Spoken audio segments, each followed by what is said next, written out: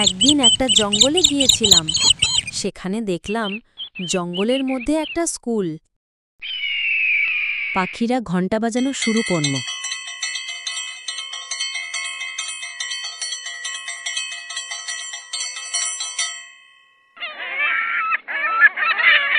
হরিণ বানর দৌড়াচ্ছে, সঙ্গে অন্য প্রাণীরা যাচ্ছে। হাতি স্যার ব্ল্যাকবোর্ডে লিখছেন, চক দিয়ে লেখা শব্দ, শিক্ষা মানে জীবন। বন্ধুরা তাড়াতাড়ি এসো, আজ স্কুলে নতুন পাঠ শুরু হবে।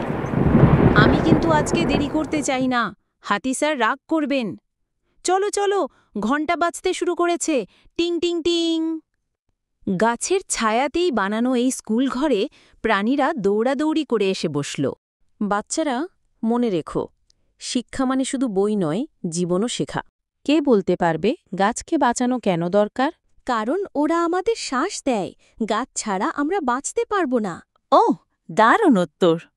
একদম ঠিক। শিক্ষার মানে প্রকৃতির পাঠও শিখে নেওয়া। এই দেখ, আমি এক থাবায় বোর্ড মুছে ফেলব। তুই করলে আমি গর্জন দেব।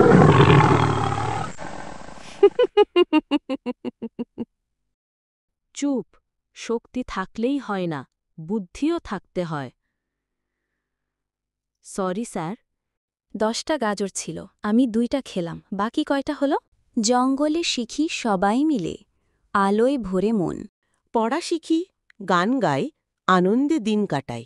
পড়াশোনা করলে জীবন হয় সুন্দর। জ্ঞান নিয়ে খেলি, বন্ধুত্বে ভরি, স্কুল আমাদের ঘর। আজকের পাঠ এখানেই শেষ। মনে রেখো, শিক্ষাই আসল শক্তি। সবাই মিলে গান, পড়া শিখি, জ্ঞান ধরি, জঙ্গল হবে আলো ভরি। জঙ্গলের প্রতিটি প্রাণী খুশি হয়ে গান গাইতে গাইতে বাড়ি ফিরল। কাল আবার স্কুলে দেখা হবে।